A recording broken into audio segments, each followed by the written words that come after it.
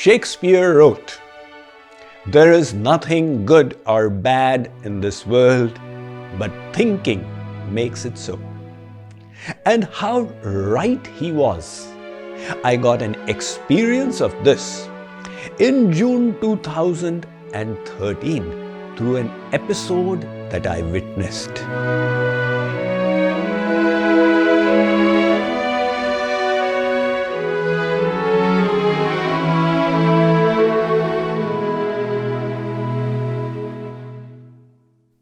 An unprecedented flooding had just happened in the North Indian state of Uttarakhand, where 3 cloudbursts had happened almost simultaneously, resulting in a huge downpour from the sky, which caused landslides by the hundreds, and this clogged up the valleys and streams, adding to the deluge. The consequent flooding wiped out so many villages. The government of Uttarakhand announced that as per its statistics, 5,700 people were presumed dead. As news of this got around, aid poured in from all over the world. We at JKYOG also did our teeny-weeny humble bit. However, the thing that really touched me was what I saw on TV.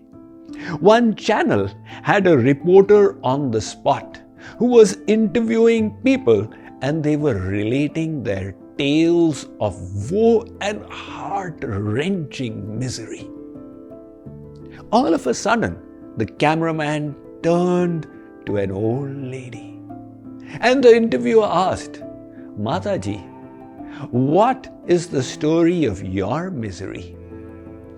She said, "I am so thankful to God."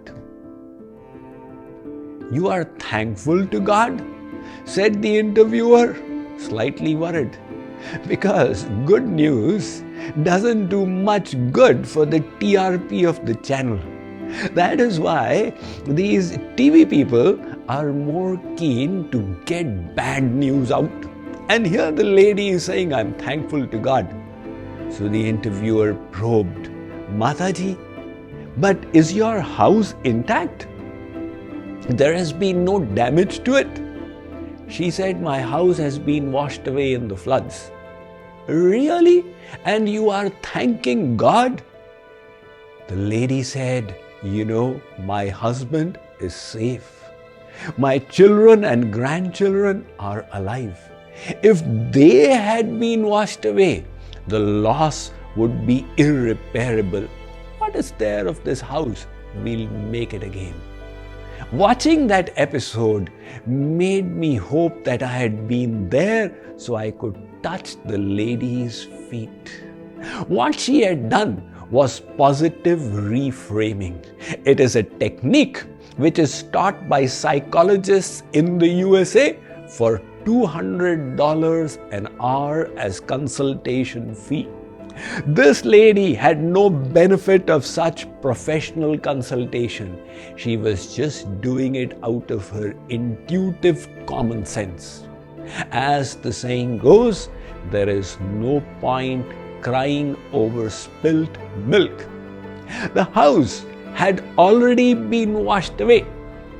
Now either she could sit there and lament, or see the silver lining in the cloud.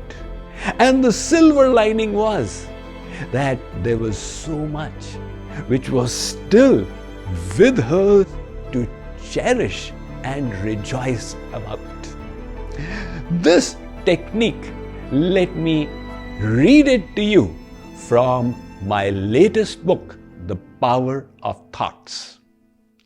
Though the outer world is objective, it enters our consciousness through the lens of our mind. Hence, our perception of the objective world is subjective. When people are unhappy, they blame the external circumstances for it. But if they simply changed their viewpoint, their experience of misery would also change.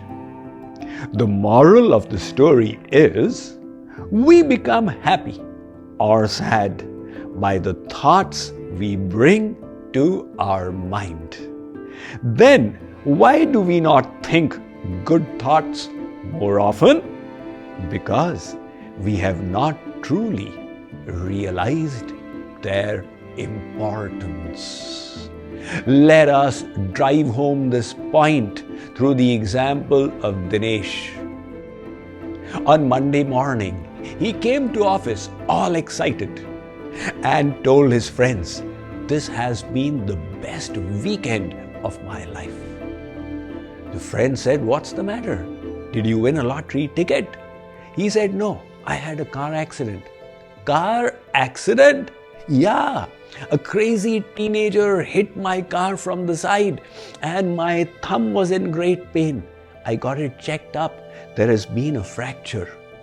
The friend said, "You were in a car accident and your thumb is fractured and you're saying this is the best weekend of your life?" Dinesh said, "You should have seen the state of the car. Its backside was completely smashed. Seeing that car, you would never believe that the driver had survived, but I did. That was God's grace. I am so thankful to Him. Never mind the car. It will be replaced by the insurance company." Now look at the way Dinesh was choosing to see the world. There was a loss he had experienced, but he was keeping his eyes on that part of the cup which was half full.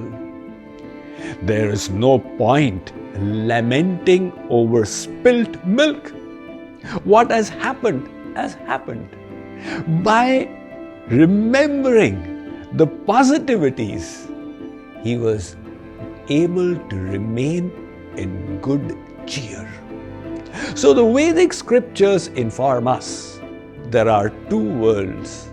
One is the outer world that is made by God, and the other is the inner world we create by our own thoughts. When we feel agitated, disturbed and anxious, we blame the external circumstances for it. But the scriptures say, look, this world is perfect because it's created by an all-knowing personality. Your anxiety is due to wrong thoughts within yourself. Those saints who corrected the state of their mind and thoughts began to experience the all-pervading divinity around them. Isha vasyamidam sarvam yatkincha jagatyan jagat. So we spend all our energy struggling with changing our circumstances without realizing the biggest weakness we have is our own deleterious thoughts. That is where the process of self-growth and life transformation must begin. Let's continue to learn and imbibe more about it in this series on the power of thoughts.